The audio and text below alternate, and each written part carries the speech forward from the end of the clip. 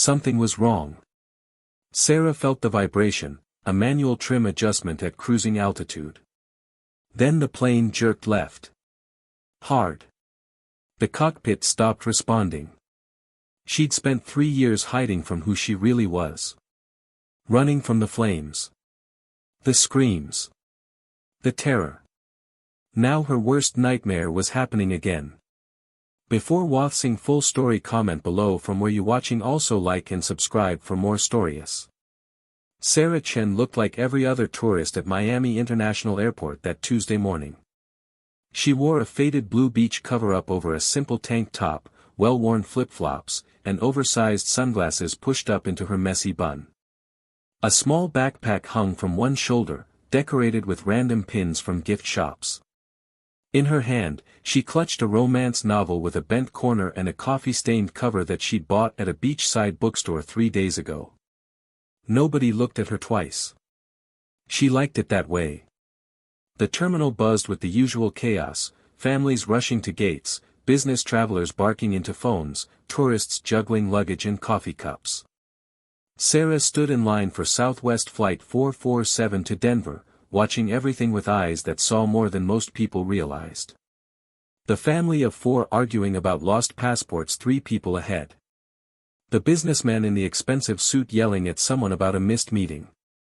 The young couple taking endless selfies near the windows. The elderly woman with a purple hat struggling to lift her oversized carry-on onto the security belt. Sarah stepped out of line without a word and lifted the woman's bag with easy strength. "Oh my, thank you so much, dear," the woman said, slightly breathless. Sarah just smiled and returned to her place in line. The businessman behind her didn't even look up from his phone. At the gate, Sarah found a corner seat in the waiting area, far from the clusters of chattering passengers. She opened her book to a dog-eared page but didn't really read. Her eyes moved constantly, tracking the exits, watching the security personnel do their rounds, observing the gate agent's body language, counting other passengers. It was a habit she couldn't break. Even after 3 years away from the cockpit. "Stop it," she told herself firmly. "You're not a pilot anymore. You're just a tourist going home." When boarding began, she waited patiently for Group C, middle of the pack. Unremarkable. Perfect. She walked down the jet bridge with her backpack and her novel, giving the flight attendant at the door a brief, friendly nod. The flight attendant, her name tag said, Jess, smiled back warmly and gestured her aboard. "Welcome aboard. Have a great flight." "Thanks," Sarah said simply. Seat 23B. Aisle seat in the middle of the plane. Sarah always chose aisle seats now. Easier to move quickly if something went wrong. "Stop thinking like that," she scolded herself again. "Nothing's going to go wrong." A young mother was already settled in the window seat, 23A, with a baby who looked about 6 months old. The baby was chewing on a rubber giraffe and making happy gurgling sounds. "Hi," the mother said nervously. "I'm sorry if he cries during the flight. It's his first time flying." "No worries at all," Sarah said, stowing her backpack under the seat in front of her. She noticed the mother had 3 bags and was struggling to fit the diaper bag in the overhead bin. Sarah stood and easily lifted the bag into place. "There you go. Thank you so much. Is it that obvious I'm a nervous wreck?" the mother laughed. "First time flying with a baby is always stressful," Sarah said with understanding. "A little tip, nurse him during takeoff and landing if you can. It helps with the ear pressure." The mother's face brightened with relief. "Oh, that's brilliant. Thank you. I'm Emma, by the way." "Sarah." Sarah settled into her seat and buckled in. She closed her eyes and took a slow breath. She hadn't flown as a passenger in 2 years. The last time she'd been in a cockpit, she'd walked away and sworn she'd never go back. Too many close calls. Too many nightmares about things going wrong. Too much responsibility for other people's lives resting on her shoulders every single day. The vacation in Miami had been exactly what she needed. 3 weeks of sun, solitude, and silence. Long walks on the beach at sunrise. Paperback novels read under palm trees. Decisions that went no further than which flavor of ice cream to order at the boardwalk shop. No stress. No pressure. No lives depending on her. The captain's voice crackled over the speaker system, interrupting her thoughts. "Good afternoon, folks. This is Captain Derek Morrison speaking. Welcome aboard Southwest Flight 447 with service to Denver. We've got beautiful weather today, clear skies all the way. We'll be cruising at 35,000 feet with a flight time of approximately 3 hours and 35 minutes. Just sit back, relax, and we'll have you in Denver before you know it." Sarah frowned slightly. The captain sounded young. Very young. Maybe early 30s at most, which meant he probably had less than 5 years in the left seat. Not your problem, she reminded herself. He's certified. He knows what he's doing. The plane pushed back from the gate right on time. Sarah watched out Emma's window as they taxied toward the runway. Everything looked normal. Standard procedures. The takeoff was smooth. Sarah felt herself relax slightly as the wheels left the ground and Miami fell away below them. Maybe she really could fly as just a passenger. Maybe she really had left that part of her life behind. The seatbelt sign turned off with a chime. Flight attendants began moving through the cabin with the beverage cart. Passengers unbuckled, retrieved laptops, put in earbuds. Emma was nursing the baby, who had indeed gotten fussy during the climb. "Your tip worked perfectly," she whispered to Sarah. "Glad to help." Sarah pulled out her novel and actually started reading this time. It was a silly romance about a woman who falls for her best friend's brother during a destination wedding. Completely predictable and absolutely perfect for turning off her brain. 40 minutes into the flight, she felt it. The vibration was small. Brief. Barely noticeable. Most passengers wouldn't have registered it at all. Just another little bump in the air. But Sarah Chen wasn't most passengers. She set down her book and sat up straighter. That vibration wasn't turbulence. It was a flight control adjustment. A manual trim correction, specifically. She could feel the difference in how the vibration traveled through the airframe. Why would they be making manual trim adjustments during cruise flight? She glanced out the window past Emma and the sleeping baby. The wing flaps were in their normal cruise position. The engine sounded fine, the steady, unchanging roar she'd heard thousands of times. Nothing visibly wrong. Maybe she was being paranoid. 3 years away and her first flight back, of course she'd be jumpy about every little thing. Then the seatbelt sign came on with a chime. "Ladies and gentlemen, the captain has turned on the fasten seatbelt sign. We're expecting some light chop ahead, so please return to your seats and buckle up." Sarah pulled out her phone and checked the weather app. She'd looked at it before boarding. Clear skies from Miami to Denver. No storms. No weather systems. No reason for turbulence. She watched the flight attendants move quickly down the aisle, checking seatbelts with practiced efficiency. But something about their movements seemed off. Too quick. Too focused. Jess, the flight attendant who'd greeted her at the door, stopped at Sarah's row. "Seatbelt fastened, please. Is everything okay?" Sarah asked casually. Jess forced a bright smile that didn't reach her eyes. "Just some turbulence. Nothing to worry about." But Sarah saw it in her face. The tightness around her mouth. The way her eyes flicked toward the front of the cabin. The crew was worried about something. 5 minutes passed. The plane remained smooth. No turbulence at all. Then suddenly, the aircraft jerked hard to the left. Passengers gasped. Emma grabbed the baby protectively. Somewhere behind them, someone's drink spilled. The beverage cart in the galley crashed against the wall with a loud bang. That definitely wasn't turbulence.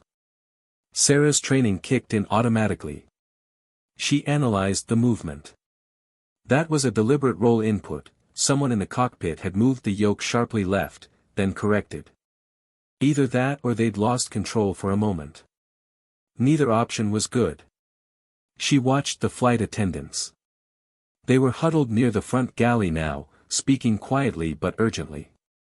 One of them picked up the interphone, the line that connected to the cockpit, and held it to her ear. She waited. And waited.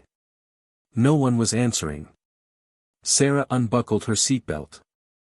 "Ma'am, please stay seated," Jess called out, spotting her immediately.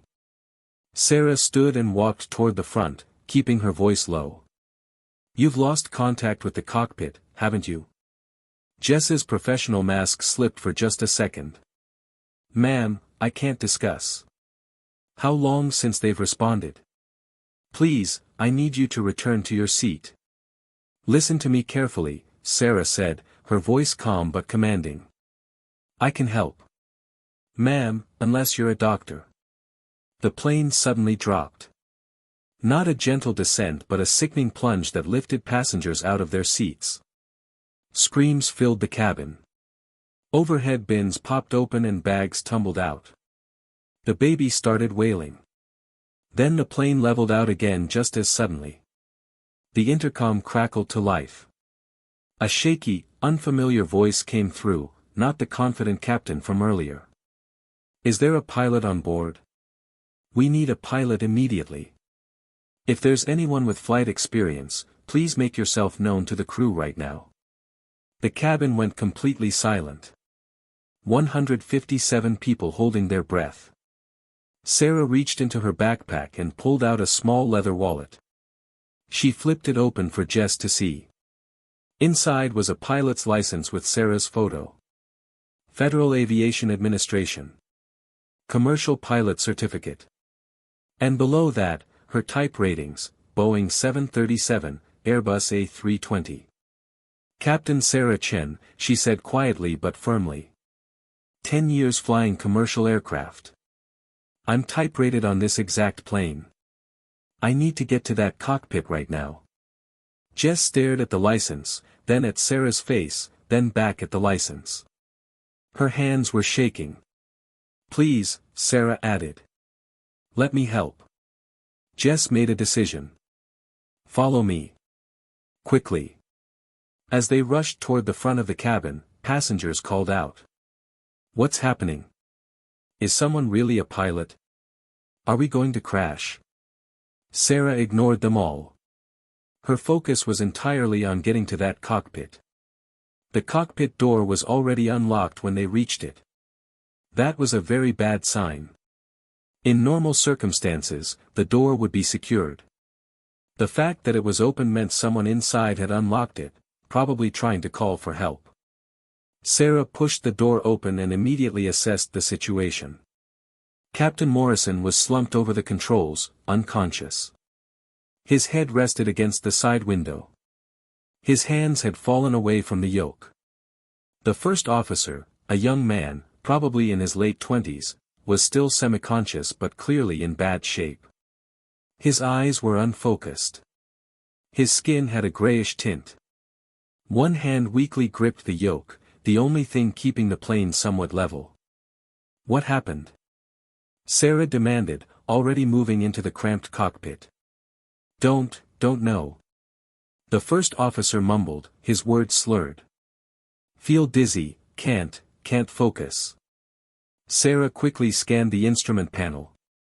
The autopilot was disengaged, probably kicked off when the captain lost consciousness and fell against the controls.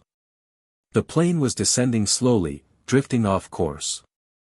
Multiple warning lights were flashing. Altitude alerts were chiming. Current altitude, 32,800 feet and dropping. Airspeed, decreasing below optimal. Heading, 15 degrees off their filed flight plan. Fuel, adequate for now.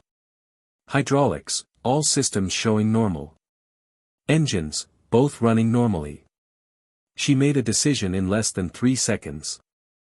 "I'm taking over right now," she announced to Jess. Get him out of that seat immediately. I need the first officer's position. Jess called for help. Another flight attendant, a tall man named Marcus, rushed in. Together they carefully pulled the semi-conscious first officer out of his seat. He tried weakly to resist. No, have to fly. We've got it, Marcus assured him gently. We've got a pilot. You need to rest.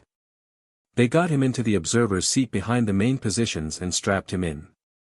Sarah slid into the right seat, the first officer's position, and her hands immediately went to work.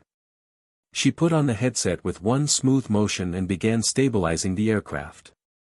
Denver Center, this is Southwest 447, she said into the radio, her voice steady and professional. Declaring an emergency. Both crew pilots are incapacitated.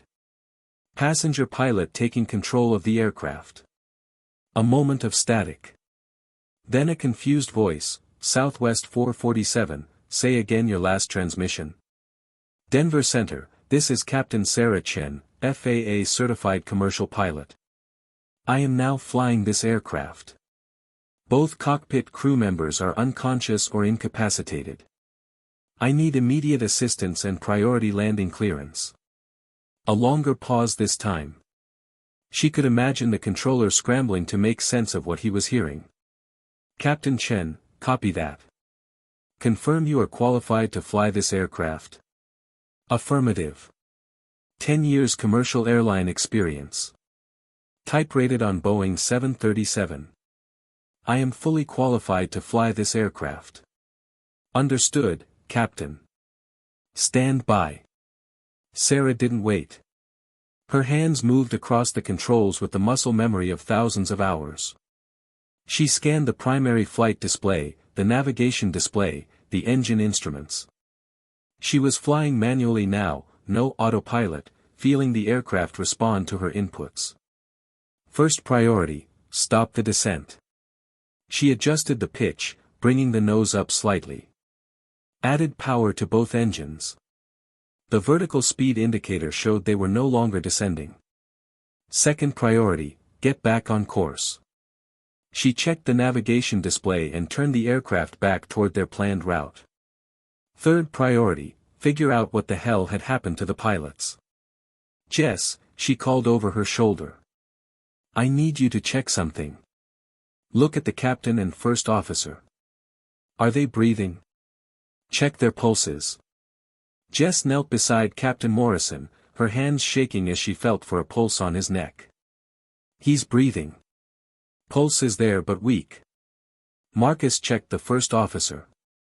Same here. Breathing, but he's really out of it. Okay. Get oxygen masks on both of them. There are portable oxygen bottles in the cabin, bring those up here. And I need you to ask if there's a doctor on board. As they rushed to follow her instructions, Sarah continued working. The plane was level now at 31,000 feet. Stable. She had trimmed it out so it wasn't fighting her. But she was still hand-flying, which took constant attention. The radio crackled. Southwest 447, Denver Center. We have your emergency. We're clearing all traffic in your area. Can you tell us your current situation and intentions?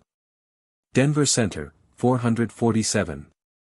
I have the aircraft stabilized at 31,000 feet. I am hand-flying. Autopilot is offline. Both cockpit crew members are unconscious, cause unknown. Possible hypoxia or toxic fume event, but cabin pressure appears normal. I need vectors for an immediate landing at the nearest suitable airport. 447, nearest major airport is Denver International, approximately 140 miles ahead of you. We can vector you direct. How familiar are you with the aircraft systems? Very familiar. I've logged over 3,000 hours on type. That seemed to reassure the controller. Okay, Captain Chen. Fly heading 285. Descend at your discretion to 25,000 feet. Denver weather is clear, winds light. We're notifying the airport of your situation. Emergency equipment will be standing by. Roger, heading 285, descending to 25,000. Sarah began a gentle descent and turned to the new heading. The plane responded smoothly. At least the flight controls were working properly. Behind her, Marcus returned with oxygen bottles. They got masks on both unconscious pilots. Any doctor on board? Sarah asked. There's a nurse, Marcus reported. She's coming up. A woman in her 40s appeared in the cockpit doorway, her face pale but determined. I'm Kelly. I'm an ER nurse. What do you need? Can you evaluate these two? I need to know if they're stable or if they're getting worse. Kelly squeezed into the cramped space and began examining the pilots, checking pupils, pulse, breathing. They're stable for now. Definitely unconscious but breathing on their own. Pupils are reactive. Could be carbon monoxide, could be some other toxic exposure. Without tests, I can't be sure. But they're not in immediate danger of dying. Not immediately, no. But they need a hospital soon. They'll have one. We're landing in about 30 minutes. Sarah switched on the cabin intercom. She knew the passengers must be terrified. Time to change that. Ladies and gentlemen, this is Sarah Chen speaking from the cockpit. Her voice was calm, confident, and reassuring. For those who don't know me, I'm a passenger who happens to be a commercial airline pilot. We've had a medical emergency up here, both of our crew pilots have been incapacitated. But I want you to know that I've taken control of the aircraft, and everything is stable. I've flown planes exactly like this one for 10 years. We're in contact with air traffic control, and we're heading for Denver International Airport where we'll make an emergency landing in about 30 minutes. Please remain calm. Stay in your seats with your seatbelts fastened. Listen to the flight attendants. Everything is going to be okay. She clicked off the intercom. In the cabin, the change was immediate.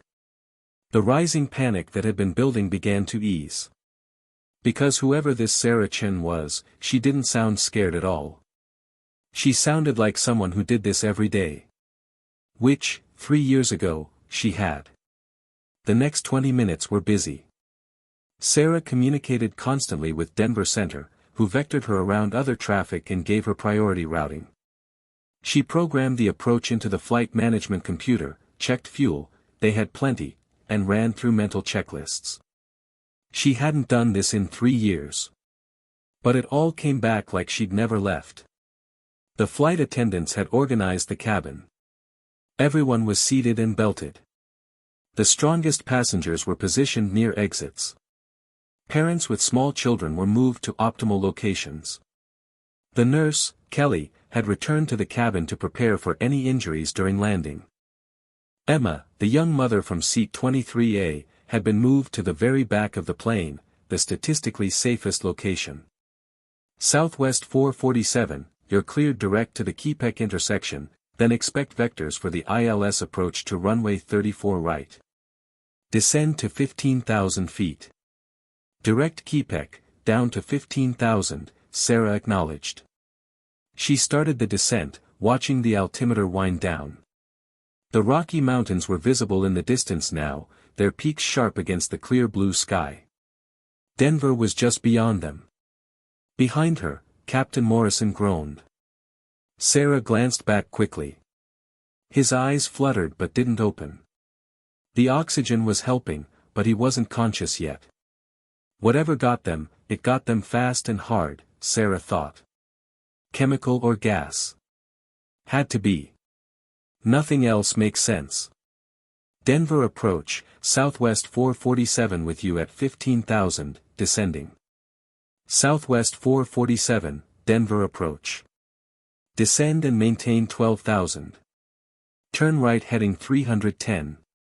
We're setting you up for a long straight-in final to runway 34 right. Emergency equipment is in position. Roger, down to 12,000, right to 310. Sarah made the turn and continued descending. The mountains were closer now. Denver International's distinctive tent-like roof structure was visible in the distance. 447, descend now to 10,000. You're 28 miles from the runway. Reduce speed to 210 knots. Down to 10,000, speed 210.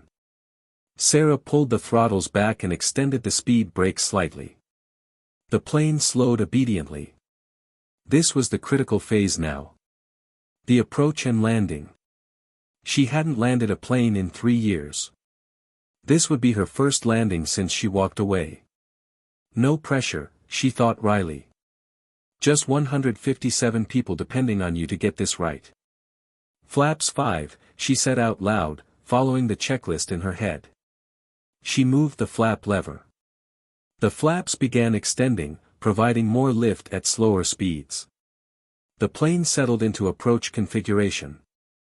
Southwest 447, turn left heading 340, maintain 10,000 until established on the localizer. You're cleared ILS runway 34 right approach. Left to 340, cleared ILS 34 right. Sarah turned to intercept the electronic guidance signals that would lead her straight to the runway. The needles on her instruments came alive, showing her position relative to the ideal approach path. Flaps 15, she commanded herself. More flaps. The plane slowed further. Gear down. She dropped the landing gear lever. A rumble and thud as 3 massive wheels extended beneath the aircraft. 3 green lights illuminated on the panel. Gear down, 3 green. They were at 8,000 feet now, descending through scattered clouds. The airport was directly ahead, maybe 15 miles. Flaps 30. The plane continued slowing, now configured for landing. Sarah's hands moved constantly, small adjustments to power, minor corrections to heading, tiny pitch changes. She was flying the needles, keeping them centered, staying on the optimal approach path. Southwest 447, you are 3 miles from the runway. Contact Tower 118.3.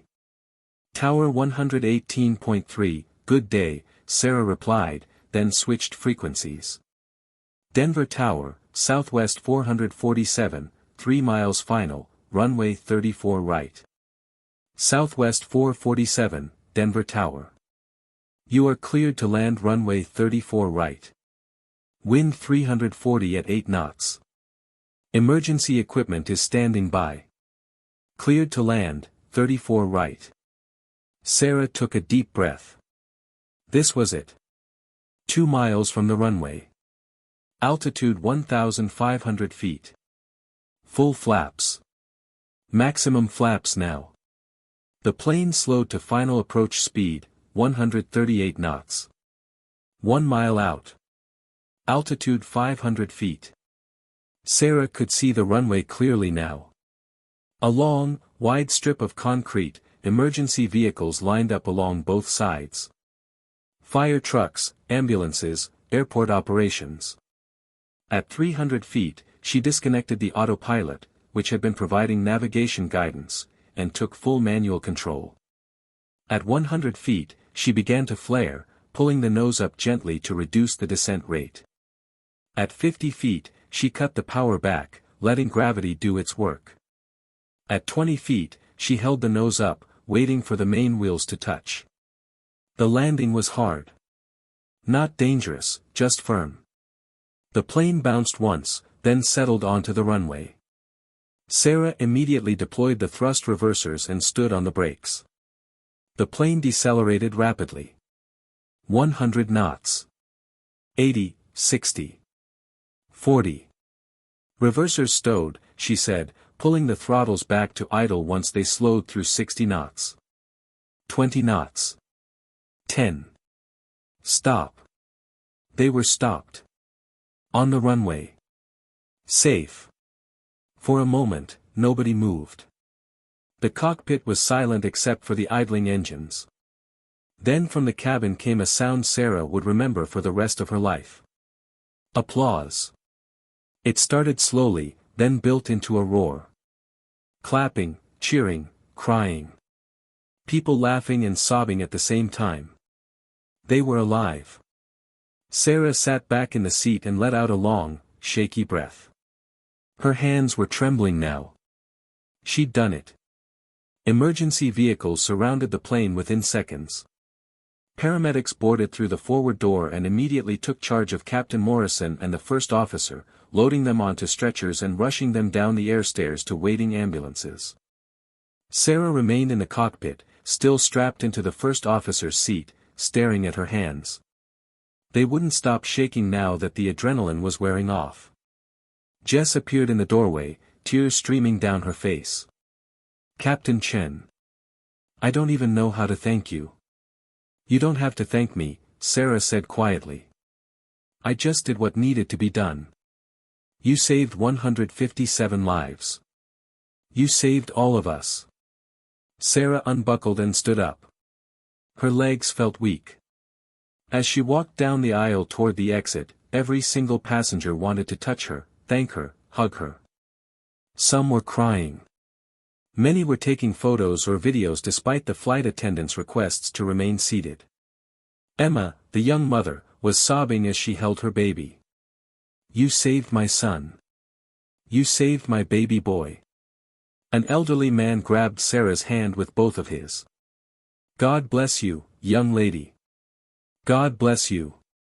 A businessman in a rumpled suit said, "I've been flying for 30 years. That was the smoothest emergency landing I've ever seen."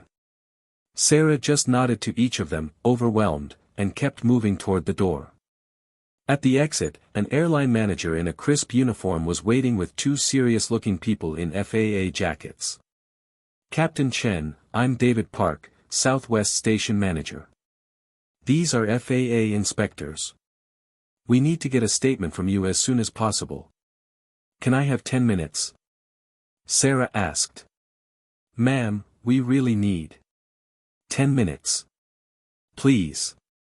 Something in her voice made them step back. Sarah walked down the stairs and onto the tarmac, away from the crowd of emergency workers and airline personnel. She found a spot behind a fire truck, out of sight, and sat down on the ground. The concrete was warm from the sun. She sat there in silence, watching the mountains in the distance, and tried to process what had just happened. For 3 years, she'd been running from this. From the cockpit. From the responsibility. From the crushing weight of holding other people's lives in her hands every single day. And today, without planning it, without wanting it, she'd been thrust right back into it. But something was different this time. The fear was still there. The weight was still there. But something else was there too. Something she'd forgotten. The feeling of doing what she was born to do. By evening, Sarah Chen's face was on every news channel in the country. Mystery passenger saves 157 lives, tourist reveals she's actually veteran pilot, real-life hero lands plane after pilot's incapacitated. The story had everything: drama, danger, an unexpected hero. Cable news couldn't get enough of it. Sarah sat in a hotel room near the airport, the airline had provided it, and watched the coverage with a strange feeling of detachment. Her phone, which she'd finally turned on, showed 247 missed calls and over 1,000 text messages. Her parents. Her sister. Old friends. Former colleagues. People she hadn't spoken to in years. The airline wanted her to do a press conference. The FAA wanted a full deposition. 3 different news shows wanted exclusive interviews. A literary agent had emailed about a book deal. Sarah turned the phone off again. On the TV, a retired pilot was being interviewed. What Captain Chen did today was extraordinary. To land a commercial aircraft after 3 years away from the cockpit, under emergency conditions, with no autopilot, that takes exceptional skill and incredible composure. The news anchor turned to the camera. "We're still trying to learn more about this mysterious pilot." According to records, Sarah Chen was a rising star at Pacific Airlines before she suddenly resigned 3 years ago.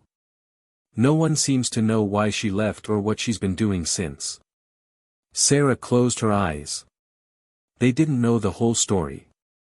And she wasn't sure she wanted to tell it. 3 years ago, Sarah had been the youngest female captain at Pacific Airlines. Promoted at 31. Perfect safety record. Respected by her peers. On track for management. Until Flight 392. It had been a routine red-eye from Los Angeles to Tokyo. 7 hours over the Pacific Ocean. 4 hours into the flight, at 3 a.m. local time, the number 2 engine caught fire. Sarah could still see it in her nightmares. The flames visible through the cockpit window. The master warning alarm screaming. The acrid smell of electrical smoke. The knowledge that they were 400 miles from the nearest land, over Black Ocean, in the middle of the night. She'd followed procedures perfectly. Shut down the engine. Discharged the fire suppression system. Declared an emergency and diverted to Honolulu. They'd landed safely. Not a single injury among the 287 passengers and crew. The NTSB investigation cleared her of any wrongdoing. The airline praised her performance. She'd done everything right.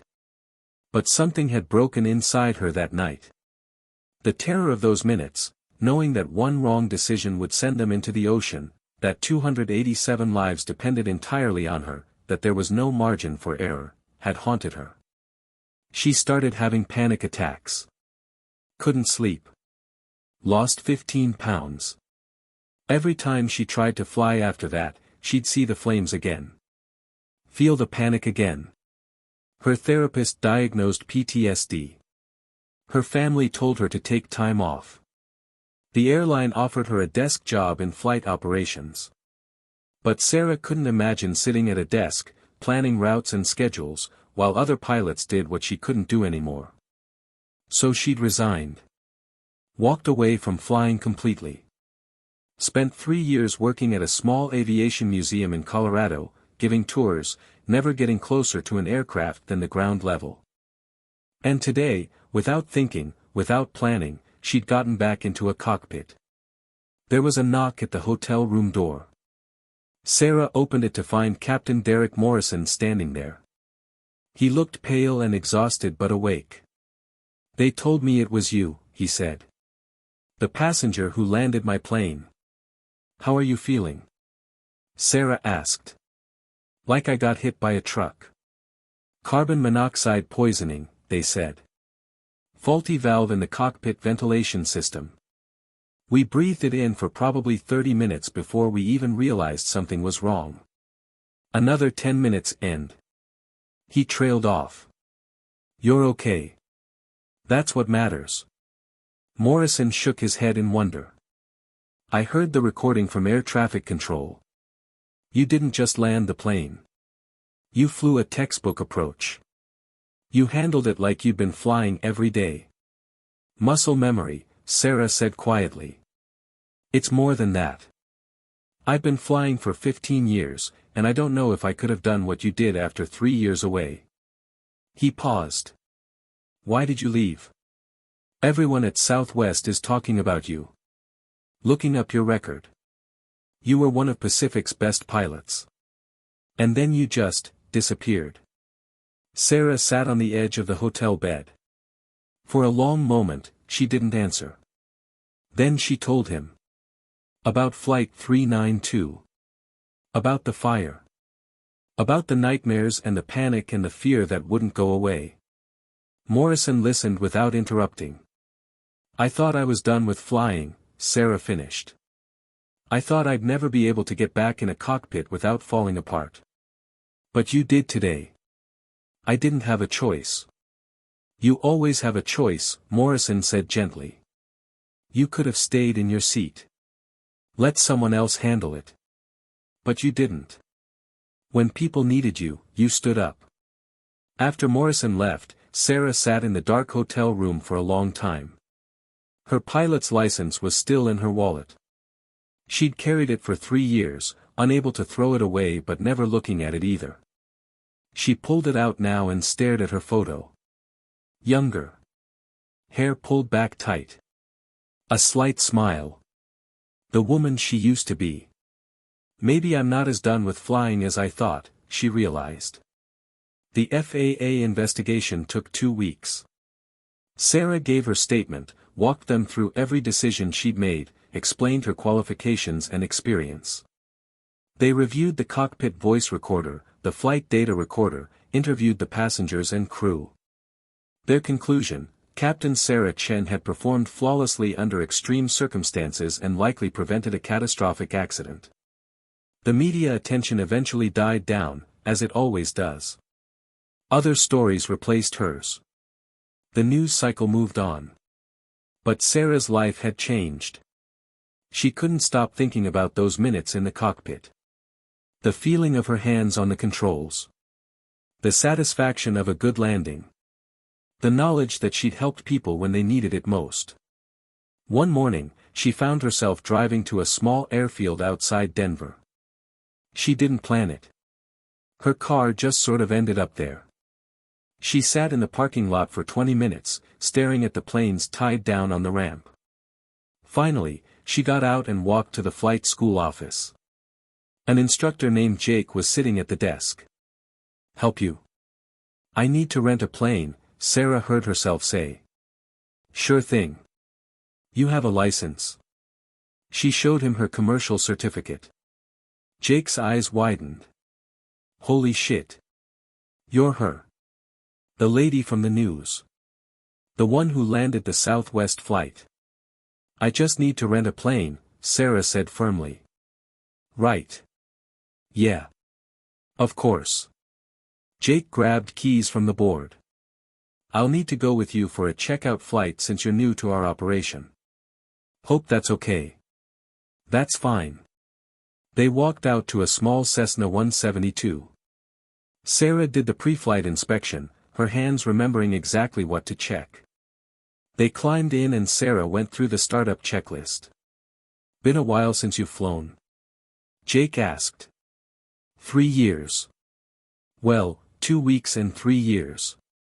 She taxied to the runway, did her rune-up checks, and took off. And it felt like coming home. They flew for an hour. Sarah practiced turns, climbs, descents, slow flight. Everything came back naturally, as if she'd never stopped. When they landed, Jake was grinning. "You're a hell of a pilot.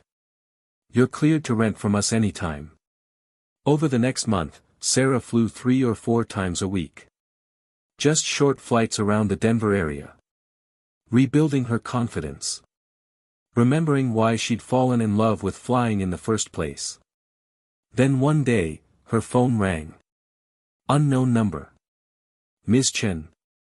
This is Captain Rodriguez from Pacific Airlines." Sarah's heart skipped. Rodriguez had been her mentor, the chief pilot who'd recommended her for captain upgrade 7 years ago.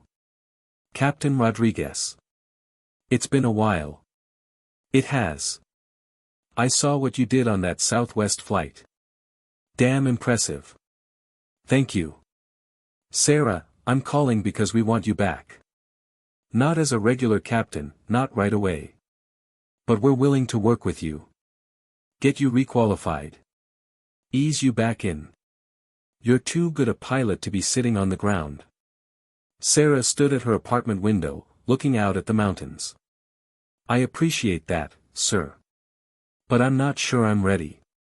Then come out to LA for a day.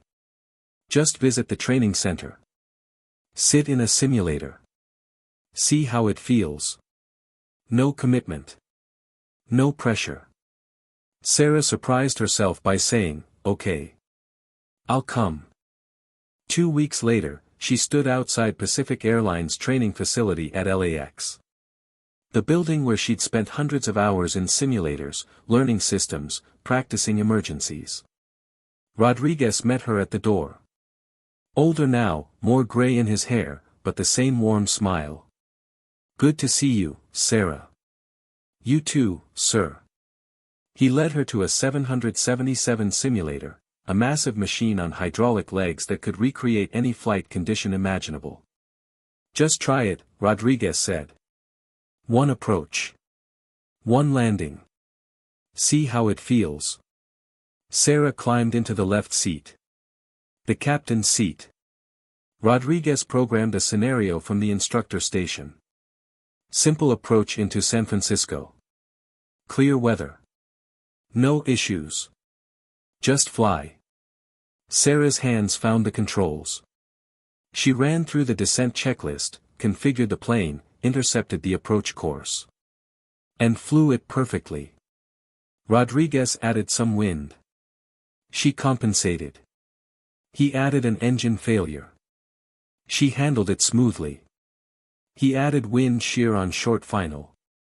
She executed a go-around and came back for another approach. Perfect. Every time. When she finally climbed out of the simulator, Rodriguez was smiling. You never lost it, Sarah. You were just scared. And that's okay. Fear is normal. But you can't let it keep you from doing what you were meant to do. Sarah felt tears in her eyes. What if it happens again?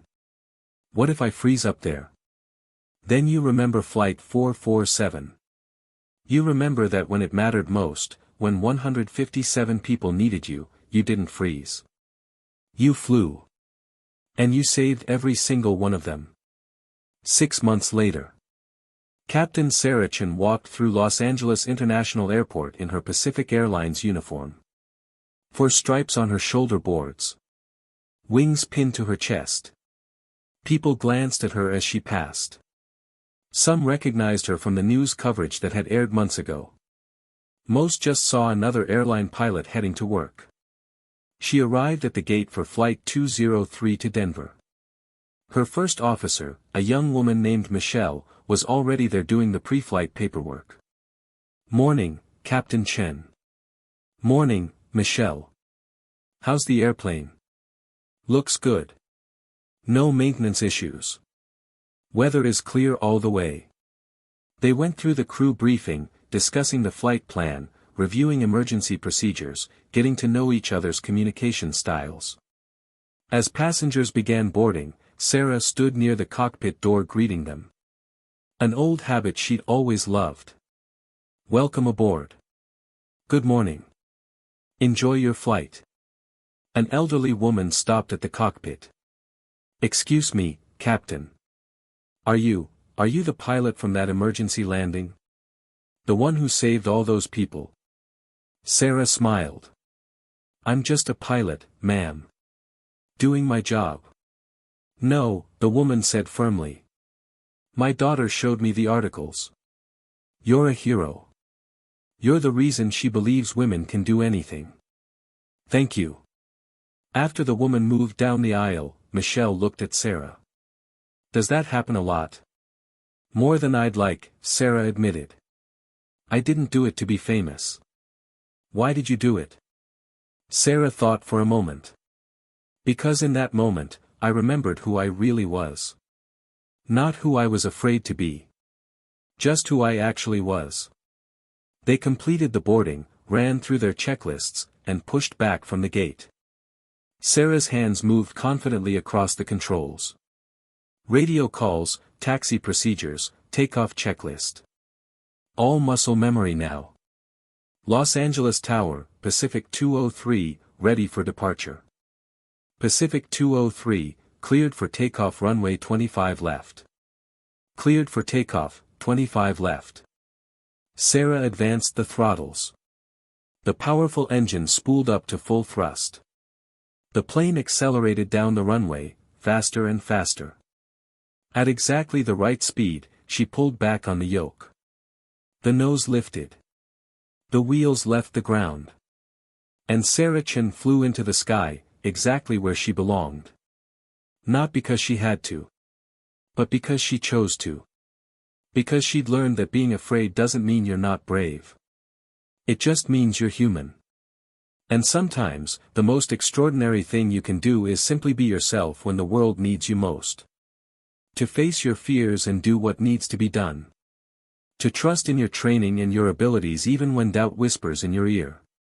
As the Pacific coastline fell away below and they climbed toward cruise altitude, Sarah felt something she hadn't felt in years. Peace. She was home.